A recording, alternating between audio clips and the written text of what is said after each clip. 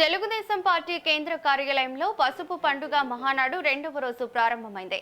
కేంద్ర కార్యాలయంలో చంద్రబాబు అధ్యక్షతన జరుగుతున్న మహానాడు కార్యక్రమంలో ఎన్టీఆర్ జయంతి సందర్భంగా ఎన్టీఆర్ విగ్రహానికి పూలమాల వేసి నివాళులర్పించారు. రాష్ట్రంలో మహిళలకి 33% ప్రకటనపై ఆంధ్రప్రదేశ్ ప్రజలు హర్షం వ్యక్తం చేస్తున్నారు.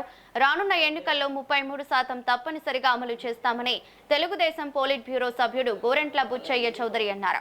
హైబ్రిడ్ పద్ధతి రాష్ట్రంలో అన్ని ప్రాంతాలలో మహానాడు విజయవంతంగా సాగుతోందంటున్న తెలుగుదేశం పార్టీ పోలిట్ బ్యూరో సభ్యుడు గోరంట్ల బుచ్చయ్య చౌదరితో మా ప్రతినిధి ఫేస్ టు ఫేస్.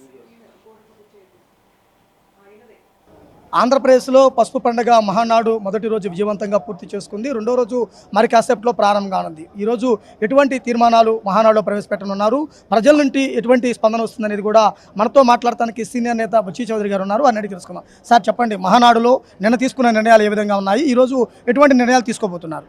నిన్న తీసుకున్న నిర్ణయాల్లో ప్రధానమైనది స్త్రీశక్తికి 33.5% అసెంబ్లీలోనూ చట్టసభలో ప్రవేశం కల్పించేలాగా తీసుకున్న ప్రధానమైన నిర్ణయం అయింది. అలాగే మహిళా శక్తిని ఉపయోగించుకోవడం, మహిళా శక్తిని కూడా ముందుకు తీసుకెళ్లే లక్ష్యంతో కార్యక్రమాలు ఉన్నాయి. సంక్షేమంలో తీసుకున్న నిర్ణయాలు, గత ప్రభుత్వం చేసిన నిర్వాహకం జరిగిన నిరోధకాన్ని తగ్గించుకుంటూ అభివృద్ధిని సాధించే లక్ష్యంగా ముందుకెళ్తున్నాం. ఈ రోజున ప్రధానమైన రాజకీయ తీర్మానాల్లో కూడా గతంలో జగన్మోహన్ రెడ్డి ప్రభుత్వం తీసుకున్న అక్రమ అకృత్యాల మీద కూడా చర్చ ఉంటుంది. దాని మీద కూడా డిస్కస్ చేస్తాం.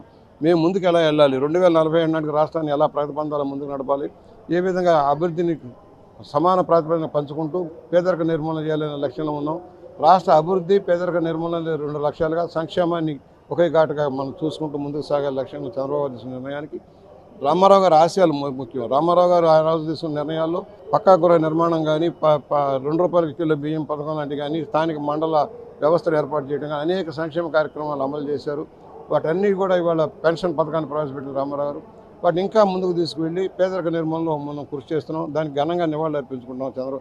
రామారావు గారి 103వ జయంతి సందర్భంగా ఘనంగా నివాళులు అర్పించుకుంటూ ఆయన ఆశయాలతో ముందుకు సాగుతాం. ఇవాళ యువ నాయకత్వం వచ్చింది. లోకేష్ గారి నాయకత్వంలో చంద్రబాబు గారు ఒక ఎత్తు అయితే దానికి 2 రెట్లు కష్టపడుతున్న లోకేష్ గారి నాయకత్వంలో పార్టీ ముందుకు సాగుతుంది. యువ నాయకత్వం, మహిళా నాయకత్వం, బహునాయకత్వం పెరిగి అందరూ కూడా ముందుకు సాగుతున్నారని సవినయంగా మనం చేస్తాం. అంటే గతంలో చూసినట్లయితే కనుక ఆన్ బయట జరిగే ప్రోగ్రామ్ కావడంతో భారీ సంఖ్యలో లక్షలాది మంది పాల్గొనేవారు. ఈరోజు ఇండోర్లో హైబ్రిడ్ పద్ధతి జరుగుతుంది కదా, దీనివల్ల కార్యకర్తలు ఏమైనా జోష్ తగ్గిందా? ఎక్కడా తగ్గల.